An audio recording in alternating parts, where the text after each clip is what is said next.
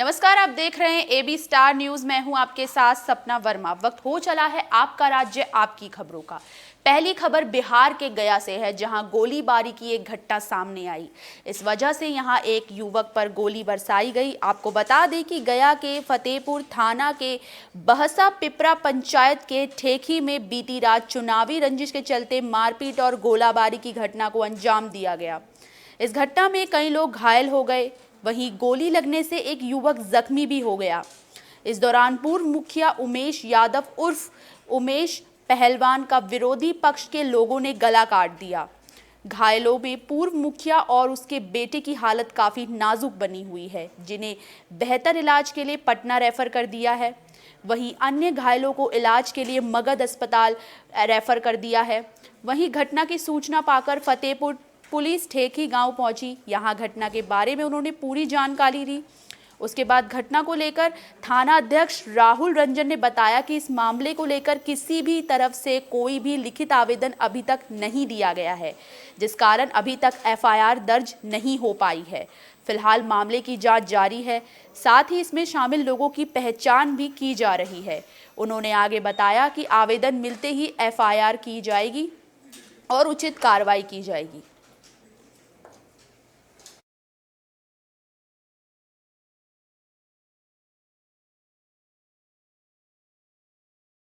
खबर छत्तीसगढ़ के नवागढ़ से है, जहां पर सतनामी समाज के लोगों के अपमान का एक मामला सामने आया है। आपको बता दें कि पूरा मामला हफ्ते भर पहले का है, जहां जांजगीर चंपा के नवागढ़ ब्लॉक के अंतर्गत ग्राम पंचायत तुस्मा में एक बैठक के दौरान सरपंच कोमल पटेल ने सतनामी समाज के लोगों का अपमान किया। कोमल पटेल ने यहां सतनामी समाज के लोगों के लिए जाति सूचक शब्दों का प्रयोग किया, जिसके बाद सरपंच कोमल पटेल की तमाम बातों को किसी तरह फोन में रिकॉर्ड कर लिया गया, जिसके बाद सरपंच कोमल पटेल का ये ऑडियो तेजी से वायरल होने लगा। वायरल ऑडियो के सामने आने के बाद पूरा सतनामी समाज बेहद आक्रोशित नजर आया, जिसके बाद बढ़ते हुए आक्रोश को देखते हुए कोमल पटेल ने ग्राम पंचायत भवन में पूरे नगर और सतनामी समाज के सामने हाथ जोड़कर अपनी गलती को स्वीकार कर माफी मांगी। इस दौरान कोमल ने दोबारा भविष्य में इस तरह की गलती ना दोहराने की बात भी कही।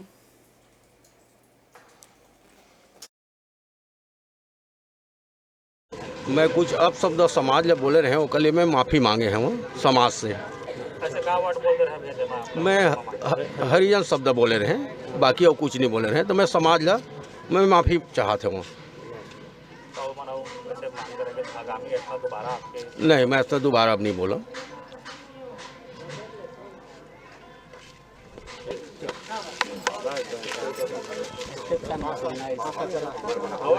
मैं खबर छत्तीसगढ़ के मुंगेली से है, जहां बाबा घांसीराम की जयंती को बेहद ही उत्साह तरीके से मनाया गया।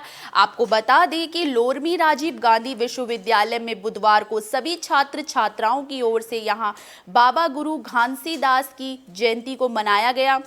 इस दौरान छात्र छात्राओं ने हर्षोल्लास के साथ विधिवत जय स्तंभ में झंडारोहण करते हुए पूजा अर्चना की, जिसके बाद रंगारंग कार्यक्रम का भी इस दौरान आयोजन किया गया, जिसमें कॉलेज के प्रबंधन के साथ भारी भरकम भीड़ में छात्र छात्राओं की संख्या रही। वहीं इस कार्यक्रम में मुख्य अतिथि के तौर पर लोरमी जनपद पंचायत की सभापति मीना मारकंडे मौजूद रही। इस दौरान उन्होंने संबोधित करते हुए कहा कि बाबा की कही वाणी में सत्य के मार्ग पर चलने के जो उपदेश दिए हैं उसे आत्मसात करने की ज़रूरत है। और खुशी की बात तो ये है कि सब मिलकर लगातार राजीव गांधी कॉलेज में ये जयंती मनाते आ रहे हैं। ये एक अनुकरणीय है और लोगों को इससे कुछ सीख लेनी चाहिए।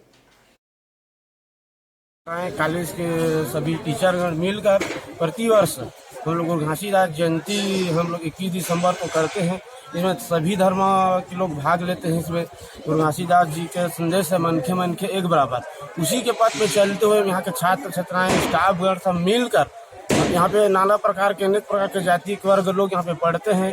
सब मिलकर हम गुरु घांसीदास जयंती का सामूहिक रूप में हम यहाँ पे जयंती करते हैं, जिसमें कर्म नृत्य, पंथी नृत्य, राउत नाचा सब लोग कार्यक्रम में भाग लेते हैं। क्या नाम? कुमार भास्कर। अतिथि के रूप में आकर बड़ा ही गर्व महसूस कर रहा हूँ और बच्चे लोगों को बहुत बहुत धन्यवाद देना चाहती हूँ। जो छात्र छात्राएं मुझे यहाँ पर मुख्य अतिथि के रूप में स्वीकार किए हैं, इसके लिए बहुत बहुत धन्यवाद। कॉलेज के।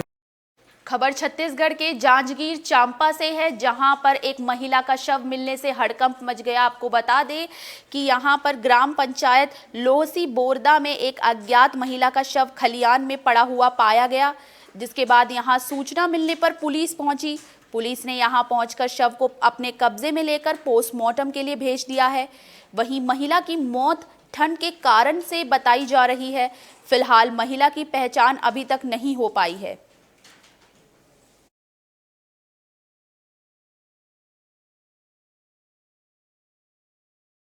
खबर हरियाणा के अंबाला से है, जहां डिस्ट्रिक्ट कलेक्टर की तरफ से एक नेक पहल की गई है। इस पहल में रेड क्रॉस ने भी काफी मदद करी। आपको बता दें कि अंबाला में सर्दी के सितम को देखते हुए डिस्ट्रिक्ट कलेक्टर की ओर से एक नेक पहल सामने आई। यहां डिस्ट्रिक्ट कलेक्टर ने रेड क्रॉस के सहयोग से शहर के पार्क के सामने नेकी की दीवार की शुरुआत की है, जिसके जरिए यहां लोगों को गर्म कपड़े मुफ्त में दिए जाएंगे। इसको लेकर डिस्ट्रिक्ट कलेक्टर विक्रम यादव ने लोगों से इस कार्य में प्रशासन का सहयोग करने और ज़रूरतमंद लोगों को अपने पुराने कपड़े दान करने की अपील की है, ताकि लोगों की ओर से दिए गए पुराने कपड़ों को ज़रूरतमंद लोगों तक पहुंचाया जा सके।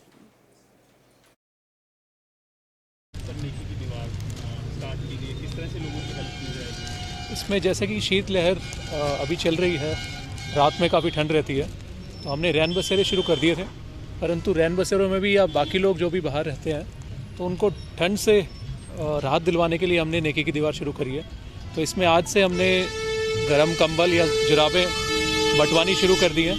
और आपके माध्यम से सभी अम्बाला वासियों से भी हमारा आग्रह रहेगा कि अगर कुछ भी वो डोनेट करना चाहें, पुराने कपड़े हों चाहे नए हों, जो कुछ भी कोई भी डोनेट करना चाहे यहाँ पे आके डोनेट कर सकता है। तो ये जो भी गरीब लोग हैं, जो ठंड में बेचारे ठिठुर रहे हैं, उनके काम ज़रूर आएगा ये। यहाँ पे रेड क्रॉस सर, जैसे कि उपायुक्त अम्बाला ने कल अपील की थी कि सर्दी में जिनके पास अतिरिक्त पहनने लायक वस्त्र हैं वो ज़रूरतमंदों को दो, तो हमने यही अपील स्कूलों में की, तो आज उसका रिजल्ट आना शुरू हो गया। हमारा ये genius high word school Ambala Cantt से है, उन्होंने हमें 8 पेटी बच्चे अपने घर से कलेक्ट करके लेके आए और आज नेकी की दीवार के शुभारंभ पे ही हमने ये शुरुआत कर दिया। और सभी स्कूलों से हमारा लगभग तालमेल रहता है और टाइम टू टाइम इस तरह के हम जो अतिरिक्त वस्त्र हैं वो लेते रहेंगे और ज़रूरतमंदों को देते रहेंगे। लोगों से अपील भी रहेगी, स्कूलों से भी अपील रहेगी कि मदद करते रहें ताकि आग कम ना पड़े। बिल्कुल सर, स्कूल इतने हैं और सभी के घर में, चाहे मेरे घर में ला लो, आपके घर में ला लो, ऐसे वस्त्र होते ही। खबर हरियाणा के अंबाला से है, जहां जेल में रेडियो की शुरुआत हुई, जिसके बाद यहां महिलाएं रेडियो जॉकी की भूमिका में नजर आने वाली हैं। आपको बता दें कि हरियाणा की अंबाला सेंट्रल जेल में बंद महिला कैदी अब जल्द ही रेडियो जॉकी की भूमिका में यहां नजर आएंगी। इस साल जेल में शुरू किए गए रेडियो को जेल में बंद कैदी काफ़ी पसंद कर रहे हैं, जिसके बाद जेल में बंद महिला कैदियों ने भी रेडियो के संचालन की इच्छा यहां जाहिर की है। इसको लेकर जेल प्रशासन की तरफ से महिला कैदियों को रेडियो जॉकी की ट्रेनिंग देने का प्रस्ताव भी रखा गया, जिसके बाद अब महिला कैदियों की मांग पर जेल रेडियो महिला ब्लॉक में भी शुरू होने जा रहा है। महिला ब्लॉक में रेडियो शुरू होने के पहले 6 महिला कैदियों को रेडियो जॉकी की ट्रेनिंग दी जाएगी। महिला कैदियों को ये ट्रेनिंग तिनका तिनका फाउंडेशन की संस्थापक और दिल्ली के लेडी श्रीराम कॉलेज में पत्रकारिता विभाग की प्रमुख डॉक्टर वंतिका नंदा की तरफ से दी जाएगी। इसके अलावा महिला ब्लॉक में रेडियो जॉकी की ट्रेनिंग दी जाने का प्रस्ताव है और इसी कड़ी में कल्चरल एक्टिविटीज़ भी कुछ रखी गई हैं, जो कि नए साल पे जैसे जैसे समय बीतेगा एक के बाद एक एक्टिविटी कराते रहेंगे, ताकि बंदियों को बिजी रखा जा सके और कुछ ना कुछ नई उनमें एक्टिविटी में इन्वॉल्व करके उनको आगे बार समाज में कुछ सिखा कर भेजा जा सके। इसके अलावा महिला ब्लॉक में रेडियो जॉकी की ट्रेनिंग दी जाने का प्रस्ताव है और इसी कड़ी में कल्चरल एक्टिविटीज़ भी कुछ रखी गई हैं, जो कि नए साल पे जैसे जैसे समय बीतेगा एक के बाद एक एक्टिविटी कराते रहेंगे, ताकि बंदियों को बिजी रखा जा सके और कुछ ना कुछ नई उनमें एक्टिविटी में इन्वॉल्व करके उनको आगे बार समाज में कुछ सिखा कर भेजा जा सके। इसके अलावा खबर हरियाणा के कुरुक्षेत्र से है, जहां अर्जुन चौटाला ने गुरुनाम सिंह चढ़ूनी पर गंभीर आरोप लगाए हैं। आपको बता दें कि इनेलो ISO के राष्ट्रीय अध्यक्ष अर्जुन चौटाला ने गुरनाम सिंह चंढूनी पर यहां आरोप लगाया है और पंजाब चुनाव लड़ने के बारे में और पार्टी बनाने के बारे में अपनी राय रखते हुए कहा कि इस चुनाव में किसानों को बेचने का काम कर रहे हैं चंढूनी। यह तो हमने साबित ही कर दिया। अगर गुरनाम सिंह चंढूनी को पार्टी बनाने का शौक है तो चुनाव लड़ ले, उन्हें पता चल जाएगा। वहीं पूर्व केंद्रीय मंत्री और भाजपा के वरिष्ठ नेता चौधरी वीरेंद्र सिंह के 25 सितंबर को जींद की रैली में मंच साझा करने को लेकर भी उनसे सवाल उठाए गए। उस पर उन्होंने कहा कि इनेलो पार्टी में उनका पूरा सम्मान है। आगे देखिए कि वीरेंद्र सिंह की क्या फैसला लेते हैं। वीरेंद्र सिंह के साथ हमारा परिवार एक पारिवारिक रिश्ता है। आपने देख लिया उनका कहाँ तक था, पर्ची के ये तो सीधा अटैचे के साथ पकड़े गए। पर शर्म की बात यह कि भाई उन्होंने पहली बात तो बिना कार्रवाई के एक आदमी को जेल में करने का काम कर दिया। ऊपर से ये अब इस मामले को दबाने की कोशिश करती है सरकार, और उसमें कोई भी इस मुद्दे को हटाने की बात करता है तो इस मुद्दे को दबाने की कोशिश करी जाती है। और ये साफ जाहिर करता है कि ये जो मैटर हुआ है, जो ये घोटाला हुआ है, ये सीधा मुख्यमंत्री तक जाने का काम करता है। इनके अफसर, इनके मंत्री सभी इसी के अंदर दोषी पाए गए। आप सबसे बड़ी एक चीज ये देखो, करोड़ों रुपए दफ्तर के अंदर पकड़े गए, इसके ऊपर कोई जांच नहीं हो रही, कोई कार्रवाई नहीं हो रही। 7 साल में 28 से ज्यादा पेपर लीक हुए हैं, इसके ऊपर कोई जांच नहीं, कोई कार्रवाई नहीं। ये किस प्रकार की सरकार है? ये खर्ची पर्ची की बात करती है, इनसे सरकार नहीं चलाई जाती, इनसे क्या अपने अफसर कंट्रोल नहीं करे जाते? या इसके अंदर सरकार के अंदर 28 बार पेपर लीक हो गए, क्या इनको अभी तक ये पता नहीं चल रहा है ये कैसे हो रहा है? तो ये तो साफ इन्होंने आज के दिन इन्होंने जाहिर कर दिया अच्छी तरह से कि भाई ये तो सिर्फ और सिर्फ भाई जो उद्योगपति हैं, जो रुपये वाले हैं, जो अटैचियों में भर के इनको पैसे दे सकते हैं। आपने देख लिया उनका कहाँ तक। खबर मध्य प्रदेश के छतरपुर से है, जहां पर किसानों ने सड़कों पर जाम लगा दिया। किसान यहां काफ़ी परेशान नजर आए। आपको बता दें कि छतरपुर में बुधवार को किसानों ने जाम लगा दिया। यहां खाद वितरण में अनियमितता और समय से खासकर नहीं मिल पाना जाम की वजह थी, जिस कारण ICICI बैंक के सामने राष्ट्रीय राजमार्ग के किनारे से बनी हुई खाद वितरण की दुकान पर किसानों ने भारी भीड़ जुटाई और यहां पर प्रदर्शन किया। इस दौरान काफ़ी किसान गुस्से में भी नजर आए, जिसके बाद कोतवाली पुलिस ने मौके पर पहुंचकर यहां जैसे तैसे किसानों को समझाकर आश्वासन देकर उन्हें वापस भेजा।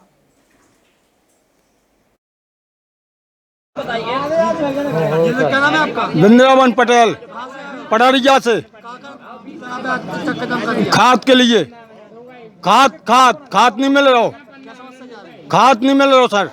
क्या परेशानी जा रही? दे नहीं रहे खाद।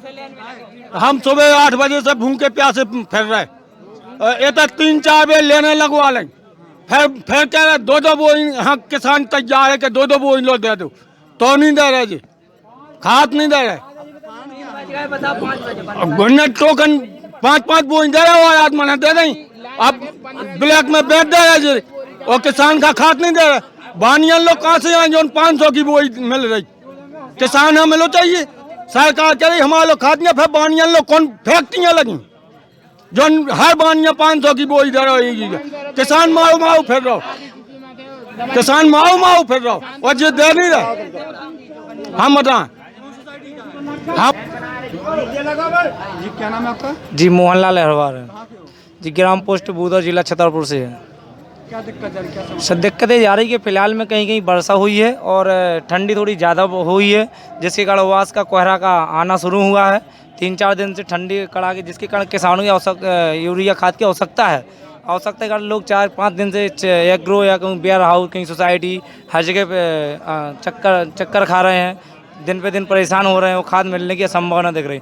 अगर आज एग्रो में खाद मिल रहा है तो वो प्रॉब्लम ये हुई है कि सुबह से करीब 7 बजे लोग वक्त पड़े हैं भूखे प्यासे। टोकन बांट दिए गए हैं, और टोकन 85 बांटे गए हैं। टोकन 85 टोकन में अगर एक फिंगर को 10 मिनट लग रहा है तो ये एवरेज देखिएगा शाम तक 85 टोकन ही निकल पाएंगे, और एक टोकन में कहीं 25 या 30 बोरी दी गई हैं। सुबह से सबसे ज़्यादा लोग व्यापारी आए हैं। अब व्यापारी लोगों के आएंगे, 25-30 बोरी लेकर जाएंगे। ब्लैक में 450-500 की बोरी मिल रही है, किसान खुद लेकर देख रहे हैं। खबर मध्य प्रदेश के आगर मालवा से है, जहां पर प्रभारी मंत्री का दौरा लगा। ये दौरा चिकित्सालय को लेकर था। यहां पर व्यवस्थाओं का निरीक्षण किया गया। आपको बता दें कि यहां पर मालवा खेल युवा कल्याण तकनीकी शिक्षा कौशल एवं रोजगार विभाग मंत्री और जिला प्रभारी मंत्री यशोधरा राजे सिंधिया का दौरा लगा, जिस दौरान उन्होंने कहा कि कोरोना संक्रमण की तीसरी लहर और नए वेरिएंट ओमिक्रॉन को लेकर पहले से पूरी सावधानी रखते हुए इससे बचाव के उपायों पर हम लोग अमल कर रहे हैं। कोरोना संक्रमण की रोकथाम और बचाव और उपचार को लेकर पूरी तरह से अलर्ट मोड पर है। अस्पताल के हालातों का भी जायजा लिया। ऑक्सीजन की आपूर्ति के लिए ऑक्सीजन प्लांट यहां स्थापित किए गए हैं। आईसीयू रूम, वेंटिलेटर की उपलब्धता और चिकित्सालय को लेकर उन्होंने यहां पर हालातों का अपने तरीके से मुआयना किया। कि आगर ने बहुत अच्छी तरीके से हैंडल किया था अपने पेशेंट्स को, और इतनी अच्छी सुविधा और इतने अच्छे व्यवस्था थी कि राजगढ़ से लोग आ रहे थे, देवास से लोग आ रहे थे, शाहजहाँपुर से आ रहे थे। तो मैं जस्ट देखना चाह रही थी कि अब जब कहा जाता है कि तीसरी लहर के लिए हम लोगों को तैयारी करनी चाहिए, जब भी आ सके, कभी भी आ सके, तो इसीलिए मैं आई थी देखने के लिए कि इनकी जो व्यवस्था थी पिछले अप्रैल-मई में और आज की तारीख में क्या है, और आईसीयू बेड्स कितने हैं, कितना ऑक्सीजन है। कहा गया था कि प्रधानमंत्री केयर से अपना ऑक्सीजन प्लांट तो आ गया है, बहुत ही अच्छा, उसकी बहुत ही अच्छी गुणवत्ता है, 96 के ऊपर इसका लेवल है, मतलब कि इसकी प्योरिटी लेवल 96 पे है। 90 से नीचे आप एक्सेप्ट नहीं कर सकते, 96 पे है। तो कि अगर खबर मध्य प्रदेश के इंदौर से है, जहां ओबीसी आरक्षण मुद्दे पर इन दिनों बीजेपी और कांग्रेस की भिड़ंत सामने आई। आपको बता दें कि ओबीसी आरक्षण के मुद्दे पर भाजपा और कांग्रेस में आरोप प्रत्यारोप का दौर जारी है। प्रदेश अध्यक्ष वीडी शर्मा के बाद अब प्रदेश उपाध्यक्ष जीतू जिताराती ने भी ओबीसी आरक्षण को लेकर बनी स्थिति के लिए कांग्रेस को जमकर कोसा। जिराती ने कहा कि कांग्रेस की नीयत में खोट है, इसलिए उसने इस मामले को उलझाया। जिराती ने पंचायत चुनाव में भाजपा को बड़ी सफलता मिलने का दावा किया है।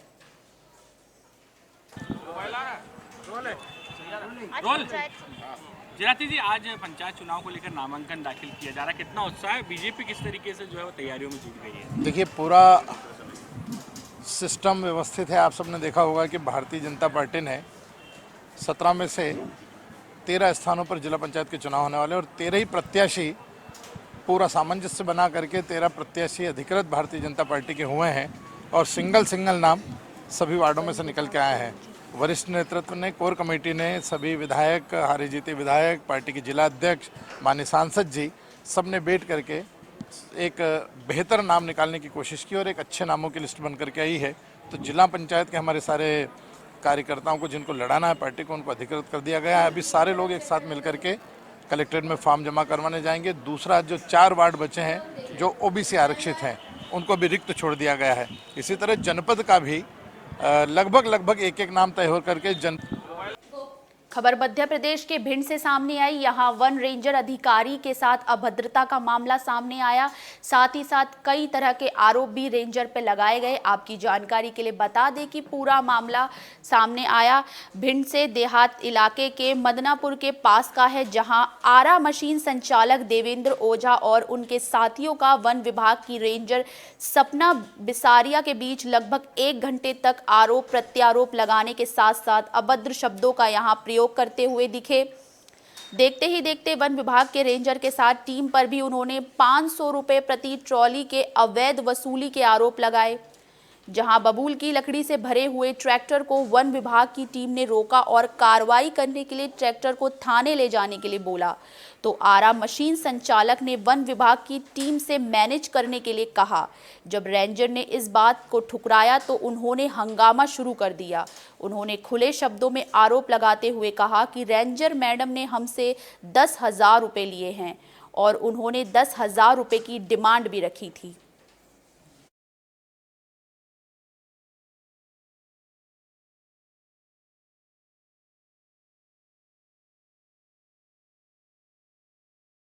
खबर मध्य प्रदेश के महीपुर से सामने आई, जहां पर शौर्य संचालन का आयोजन किया गया। ये बजरंग दल की तरफ से किया गया।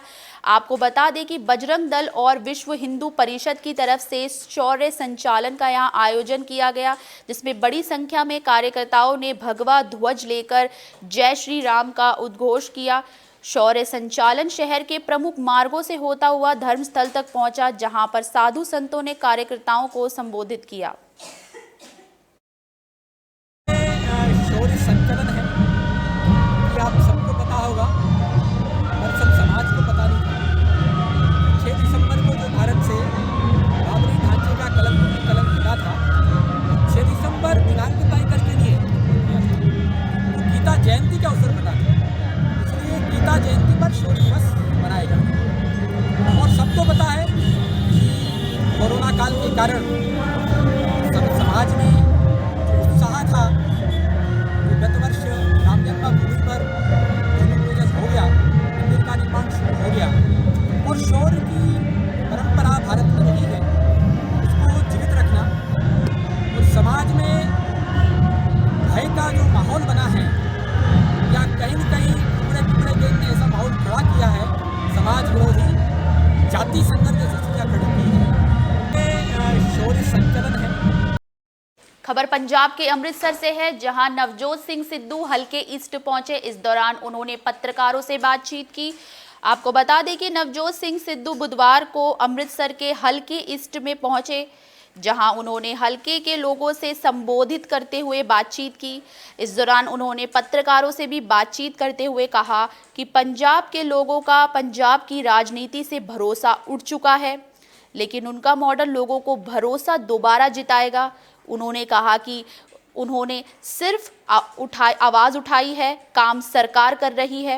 वह पंजाब की किस्मत पर लगे तालों को खोलना चाहते हैं और इसकी शुरुआत गरीब मजदूरों से ही वो करेंगे। इस दौरान उन्होंने बेअदबी के मुद्दे पर भी सिद्धू ने अपनी बात रखी। ਇੱਥੋਂ ਵੀ ਰਿਜ਼ਾਈਨ ਦੇ ਆਏ और सुखबीर कहते जी 85 सीटां जितांगे यार की। ਹਾਂਜੀ ਉਹ ਕਹਿੰਦੇ ਕਾਂਗਰਸ ਦੀਆਂ 16 ਸੀਟਾਂ ਆਣੀਆਂ ਤੇ ਆਪ ਦੀਆਂ 5। ਨਹੀਂ ਉਹਨੂੰ ਕੋਈ ਕਹਿ ਗਲਤ ਕਹਿ ਰਿਹਾ, ਉਹ 117 ਚੋਂ 135 ਜਿੱਤੂਗਾ, ਤਾਂ ਹੀ ਗੱਪੀ ਹੈ। ਸਿੱਧੂ ਸਾਹਿਬ ਇਸ ਤੋਂ ਵੱਡਾ ਗੱਪੀ ਪੈਦਾ ਹੋਇਆ ਪਰ ਐਦਾਂ ਦੀ ਗੱਲ ਆ ਰਹੀ ਹੈ ਕਿ 8 ਕੈਬਨਿਟ ਮੰਤਰੀ ਪੰਜਾਬ ਸਰਕਾਰ ਦੇ ਜਿਹੜੇ ਨੇ ਬੀਜੇਪੀ 'ਚ ਜਾ ਰਹੇ ਨੇ। ਦੇਖੋ ਸ਼ਰਲਕ ਹੋਮਸ ਦਾ ਪਿਓ ਬੈਠਾ ਇੱਥੇ, ਕੈਪਟਨ ਅਮਰਿੰਦਰ ਸਿੰਘ ਦੇ ਪੰਜਾਬ ਸਰਕਾਰ ਦੇ ਨਹੀਂ ਸ਼ਰਲਕ ਹੋਮਸ ਦਾ ਬਾਪੂ ਬੈਠਾ, ਜਸੂਸ ਹੈ ਬਈ, ਕਿੰਨੀ ਵੱਡੀ ਇਨਫੋਰਮੇਸ਼ਨ ਹੈ। ਖਬਰ ਬਣਾਓ, ਖਬਰ वोट लगन तो बाद देखना की होता, पर वोट लगन तो पहले जा रहे हैं। हाँ जी, ਵੋਟ ਲੱਗਣ ਤੋਂ ਪਹਿਲੇ ਜਾ ਰਹੇ ਨੇ। कोई भी जावे, कोई भी आवे, कोई भी जावे, कोई भी आवे, ਉਹਦੀ ਇੱਛਾ ਹੈ। ਕਾਂਗਰਸ ਨੂੰ ਨੁਕਸਾਨ ਨਹੀਂ ਹੋਏਗਾ। ਮੈਂ ਕਿਹਾ ਯਾਰ ਕਮਾਲ ਹੋ ਗਈ, ਕਾਂਗਰਸ ਨੂੰ ਕਾਹਦਾ ਨੁਕਸਾਨ ਬਈ, ਕਈ ਆਏ ਕਈ ਗਏ, ਕਾਂਗਰਸ ਤੇ ਖੜੀ ਹੈ। ਕਾਂਗਰਸ ਤੇ ਵਿਚਾਰਧਾਰਾ ਹੈ, ਤੁਸੀਂ ਉਸ ਵਿਚਾਰਧਾਰਾ ਨਾਲ ਹੋ ਤੇ ਤੁਸੀਂ ਕਾਂਗਰਸ ਦੇ ਨਾਲ ਹੋ। ਸੈਕੂਲਰ ਵਿਚਾਰਧਾਰਾ ਜਿਹੜੀ ਹੈ ਉਹ ਦੇਸ਼ ਨੂੰ ਆਜ਼ਾਦ ਕਰਾਉਣ ਵਾਲੀ ਪਾਰਟੀ 70 ਸਾਲ ਦੀ, ਇਹ ਉਹ ਪਾਰਟੀ ਹੈ। ਇੱਕ ਵਿਚਾਰਧਾਰਾ, ਤੁਸੀਂ ਇਸ ਵਿਚਾਰਧਾਰਾ ਨਾਲ ਨਹੀਂ ਹੋ ਤਾਂ ਚਲੇ ਜਾਓ। ਇੱਥੋਂ ਵੀ ਰਿਜ਼ਾਈਨ ਦੇ ਆਏ। और सुखबीर का आपका राज्य आपकी खबरों में आज के लिए बस इतना ही। मुझे दीजिए इजाजत। देश और दुनिया से जुड़ी तमाम खबरों के लिए देखते रहिए AB स्टार न्यूज़। शुक्रिया।